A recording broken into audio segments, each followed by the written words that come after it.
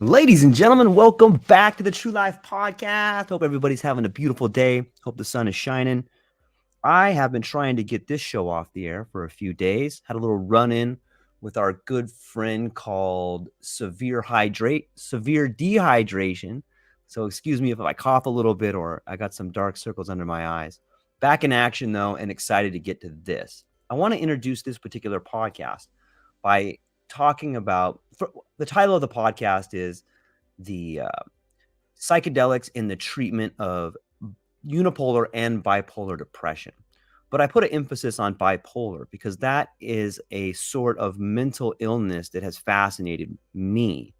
I grew up with a family member who has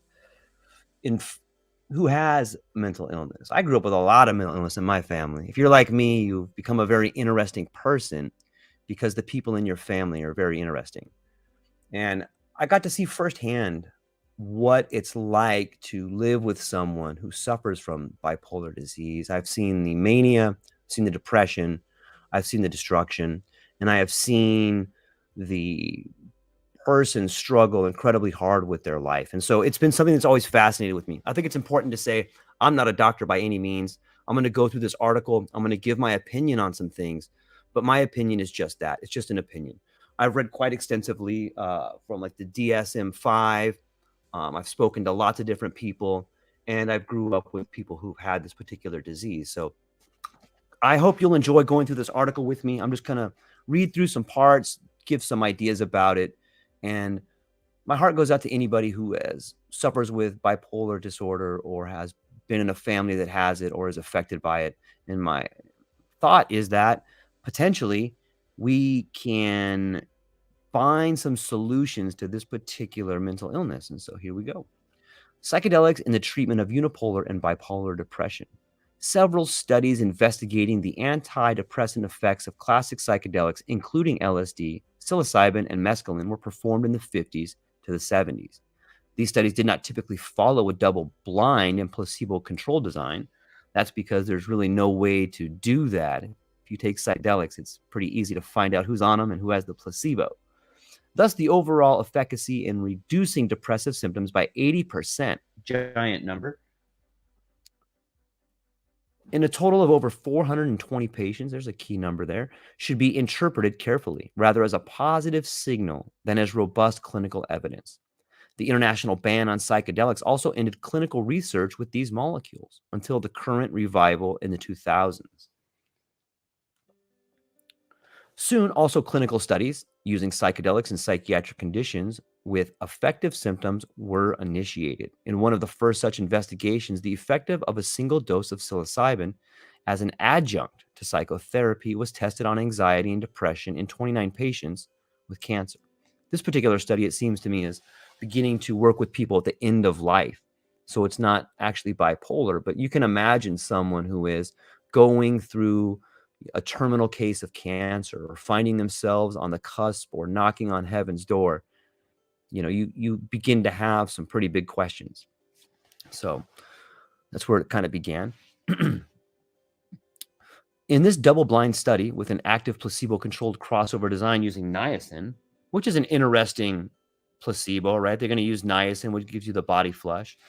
Psilocybin led to a clinically significant reduction, which was still measurable in 60 to 80% of the patients at the 6.5-month follow-up. I want everyone just to think about that for a minute. If you take something and you still have a measurable result in 60 to 80% of the people after a half a year at a one-time use, do you think that that's better than something you have to take every single day? I don't know. But it does seem like an incredible stat. And I think that that is why there's so much going on in the world of psychedelics and medicine. You're beginning to see these incredible stats, like 60 to 80%. It's pretty impressive.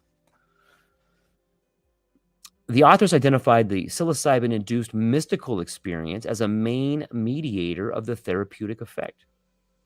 Weakness of the study were functional unblinding due to obvious psychedelic effects, right? We kind of covered that there.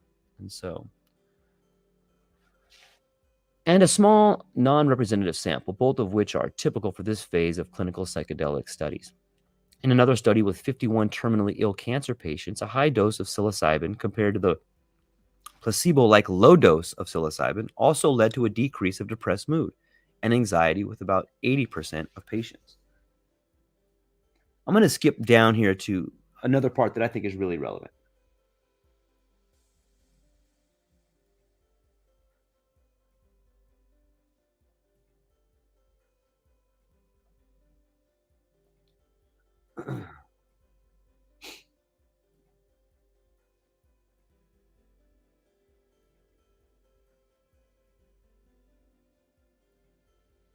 Just bear with me here. We're getting to it.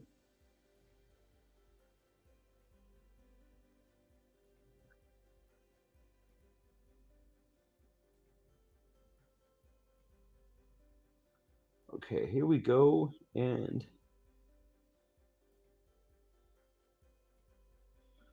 okay, so here we go. Unfortunately, systematic studies are still limited to unipolar depressed patients, as patients with bipolar disorder have been excluded from recent psychedelic trials due to safety concerns. The concerns stem mostly from qualitative user reports and case studies, which documented the occurrence of switches to mania after ingestion of psychedelics. So I want to read some of these case studies of psychedelics being a trigger for mania, and then I'm going to give some thoughts on that. One case study of a 20-year-old woman described the occurrence of psychotic mania about 36 hours after a single ingestion of psilocybin-containing mushrooms, which could be stabilized first with lithium and aproprazole, and which was later successfully switched to lamotrigine due to adverse effects. The patient had a positive family history of bipolar disorder, father and paternal grandmother, and was suffering depression and PTSD, but was unmedicated at the time of the episode. Okay, so I want everyone to think about this particular case study, and we're going to get into more of them. But you're going to see a pattern here. The case studies claim that the psychedelic was a trigger for the mania. But I want you to see in here all these other things that the person had. They were suffering from PTSD. They had depression. They were unmedicated at the time. So it doesn't seem to me that this particular, and again, I'm not a doctor, it's just my opinion, but it doesn't seem like these actually tell us that psychedelics were a trigger for the mania. Let's go to the next case study. Ayahuasca and DMT were also reported to induce mania with psychotic features in patients with bipolar disorder or a positive family history of bipolar disorder. A 40-year-old male psychiatrist with known bipolar disorder. He had one single previous manic episode. So again, we're relying on someone else's diagnosis of his bipolar disorder. And I'm not sure how they diagnosed one single previous manic episode. He was hospitalized with mania and psychosis after self-medicating for depression. He took up to 1 gram daily of vaporized DMT for 6 months and then added the MAO inhibitor, phenelzine, 3 weeks before the hospitalization. Wow, those are some pretty big doses, right? And then you add in the MAO inhibitor, which is going to allow for less deterioration of the psychoactive substance. Again, he was given lithium and a dosage of palpardine, clonazepam. Wow, this guy was on some deep stuff. Okay, let's go to the next case study here. Another 25-year-old male with known bipolar disorder and history of cannabis abuse was hospitalized with mania with psychotic features, which occurred 2 days after ayahuasca ingestion. Remission was achieved with a combination of benpidol, olazepam, and lorazepam. So I want you guys, do you guys see the sort of pattern that's happening here? Another 25-year-old male with known bipolar disorder and history of cannabis use was hospitalized with mania with psychotic features. But it seems to me, let me get this cat out of the way. Come here, buddy. You sit over here. Okay. It seems to me that it's not these particular psychoactive substances that are the trigger. It seems to me that a lot of the people may be using these for self-medication and then going into the hospital when they have an episode. What we don't see in here, when I look at all these different case studies, what we don't see is we don't see the other things they're afflicted with. We don't know all of the other variables in the equation. But this particular article, to me at least, is making it sound like these particular psychoactive substances are the trigger for the bipolar disorder. Now, I know that in my family and in other cases I've read, alcohol, other drugs can be the trigger. So I think that what research can be done that would really help is figuring out what exactly is happening in the brain. And where we go from there, like we understand that the activation of the 2A receptor is something that happens with all psychedelic substances, or the majority of them.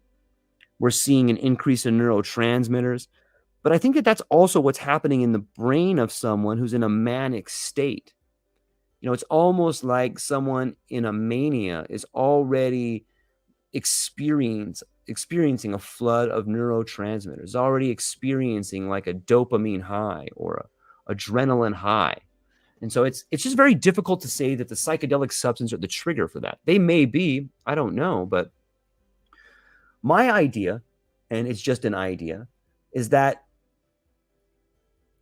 if we had a study with people that have bipolar and they were willing to use psychedelics as a potential medication, and I realize the reason there's not these studies is because it is dangerous. It is particularly something that could be a trigger. Although I don't know, I don't think it's a trigger, but it's easy for me to say. I'm not a doctor. I think that maybe if these psychedelic substances are a trigger, then that's just the beginning phase of it.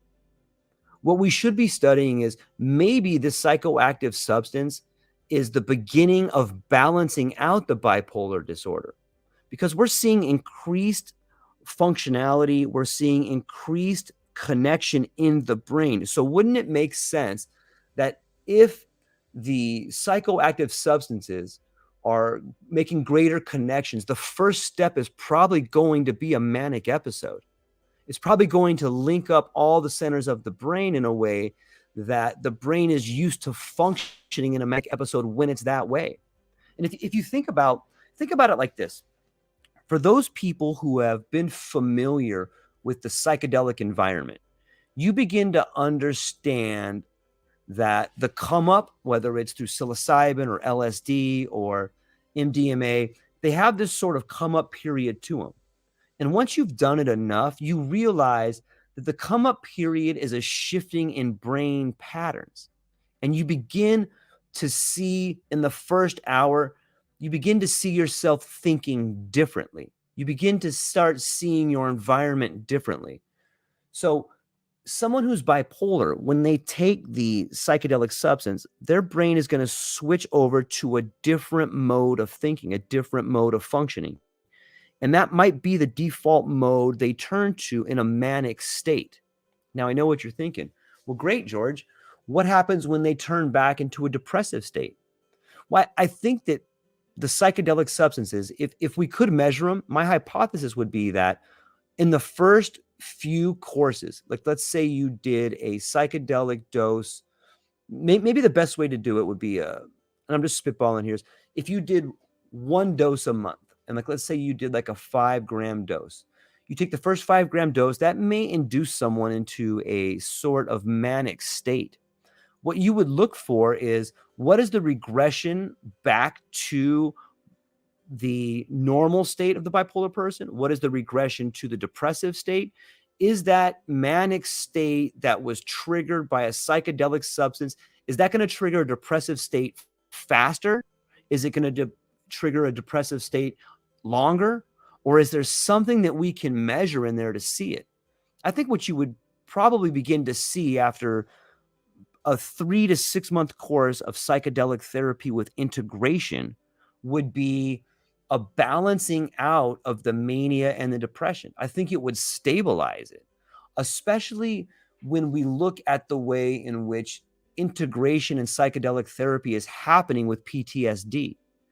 I think that on some levels, PTSD is lighting up the depressive centers or choking off the ability to make connections the same way depression and bipolar people is. You would definitely need you would need an amazing lab with some amazing doctors. And these are just all my hypotheses. But I think that if you can see what's happening in the brain of people with PTSD and psychedelic therapy, I think that you could use that same sort of information you learn from there. And there's been tons of studies on PTSD and psychedelic substances. I think that you could take that information and apply it to people that have the bipolar disorder, because I think what you're seeing in the brain, at least in the depressive times, is that actual depressive point, right?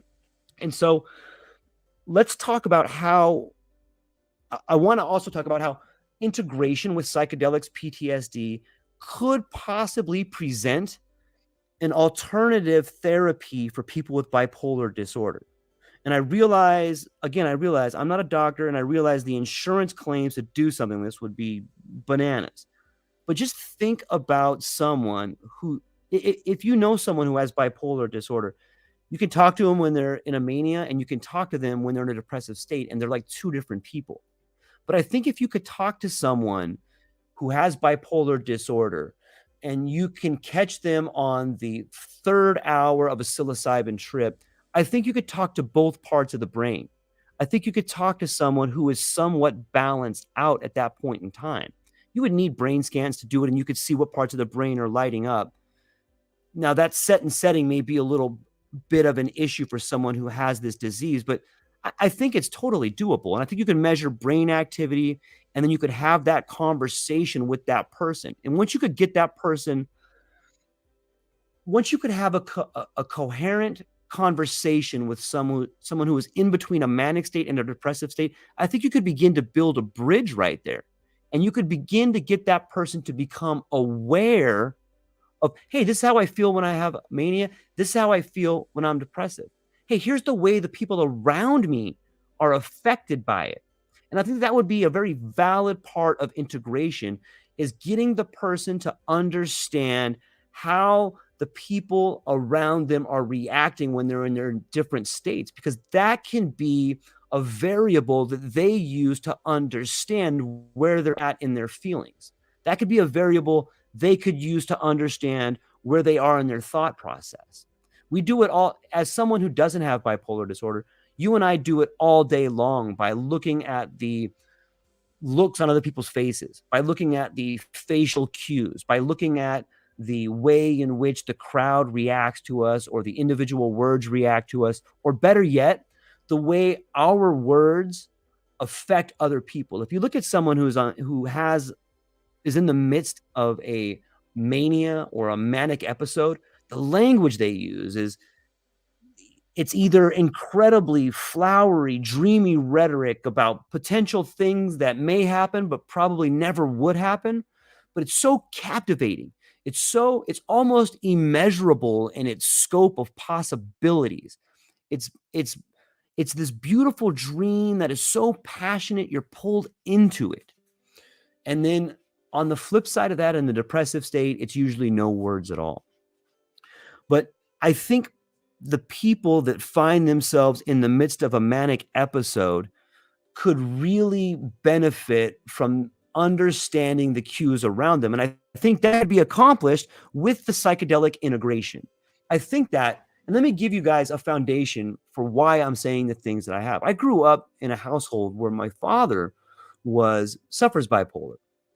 And the manic episodes that happened were at times the most tremendous, amazing, flowery rhetoric. And it was like sitting down and listening to a Barack Obama speech about hope and change. Like, the possibilities of what was about to happen in our lives was mesmerizing. 1 minute I'm getting ready to go to a ribbon cutting ceremony in Gibraltar for a new startup, and the whole world is watching. And it's amazing to a kid who's 9 or 10 years to be told these fantastic ideas, and the amount of details that flourish with these ideas. In some ways, I wish everybody could experience a speech of that nature. I wish that people could experience the form, the cadence, the all around feeling. Because someone who's in a manic episode, it's infectious. You want to be around it in a weird sort of way. And so that's the foundation for some of the ideas I'm giving in this particular idea about psychedelic substances and the use of psychedelics. I have noticed in people that I have spoken with, I have noticed in case studies that I've read, and I've noticed in myself almost a form of mania that happens when you're on psychedelics. It's it's what Mircea Eliade calls the terror before the sacred. It's this almost godlike feeling of being connected to the world. And I think that that feeling, that sort of divine beauty that rises up from the interior of your soul at the height of a psychedelic experience, may be the closest thing someone who doesn't have bipolar disorder, that might be the closest you can get to experiencing the mania. And if that's true, the mechanisms of action that are happening in the brain could be very similar. And so I think that that in itself is worth potentially studying. I think that finding out the brain patterns when someone's at the height of a psychedelic experience could be used and extrapolated to find out what's happening in the brain of a person who's in a manic episode. And if you can it kind of brings back the idea of maybe people who are treating people with bipolar episodes should go through the closest thing to a manic episode, and that might be the height of a psychedelic experience. I know I'm kind of bird walking here, but this is just me trying to figure out, what is going on with people I love that have bipolar disease. How might that be mediated by a psychedelic experience, and kind of combining the two of them? But let me get back to the idea of integration, because I think someone who has bipolar disorder would greatly benefit from a psychotherapist who has themselves found or been through the height of a psychedelic experience. I think that would give them insight into that person's brain. It may not allow them to feel what that person feels, but I think it would provide more than empathy. You know what I mean by that? More than empathy is not just putting yourself in someone's shoes, but putting yourself in someone's position in a heightened state of awareness. There's a difference there. And I think that the height of a psychedelic experience provides that for them, especially if someone who has bipolar were to maybe they started off with a micro dose, or maybe they started off with something like that. I really think that the integration that could be done between a psychotherapist who's experienced psychedelics, someone who has bipolar disorder and has a psychedelic experience, I think that one could find a bridge there. I think there could be common ground for both people to move forward and understand what's happening in the brain, and being aware of what's happening, even if it's just the beginning of a conversation. I think that that blazes the trail for someone who has bipolar disorder to begin walking down. Now, there's definitely other medicines. Most people who have bipolar disorder are sometimes taking lithium, which is, in my opinion, a horrible thing to take. But there's definitely a series of different medications people are taking, which would have to be thought about, which would have to be laid out and figured out if there's any sort of contraindications or something like that. But it's to me, it's fascinating, it's interesting, and it encompasses all the different ideas of social processing, mindfulness and acceptance, emotional processing, psychological adverse effects. But I guess one of my goals of trying to get this particular piece out there is I think it would benefit people. And I realize that the studies are not being done for insurance reasons. I understand the studies are not being done because it could potentially make things worse. But the truth is, doing nothing is still making a decision, and doing nothing is a huge problem for people with mental illness. And I think there's people out there that would volunteer for the program. I think that liability could, in some ways, be done away with a waiver. And I think that there's a lot of people that would be willing to step up and go through this process. And in my opinion, the people that need psychedelic therapy most are kind of the people that we're not allowing into the studies. And I think it may come down to money, it may come down to insurance, and it may come down to liability. But I'm hopeful that we can get people that need the treatment partnered up with really good people who are willing to work with them, because I think that that's what's missing. In some ways, I think that this psychedelic emergence, this next wave of psychedelics, if you will, has the potential to help the people that need it most, but we have to have the courage to help those people. And so I'm excited to see this new wave coming out. I'm excited to see some different types of practitioners out there. And I'm excited to see the courage of the people who have mental illness stepping forward and seeking out the therapy that they need. So that's what I got for today on this particular set of bipolar disorder and psychedelics. I'm probably going to do some look into it. This has been helpful for me. I hope it's helpful for other people, and I really encourage other people to get out there and understand the mental illness that you may have, the mental illness that may be in your family, and do everything you can to try to help people around you that may be suffering. And remember, everybody you meet is suffering or fighting a battle that you have no idea about. So be nice to them. All right? That's all I got for today. Ladies and gentlemen, thank you for your time. Aloha.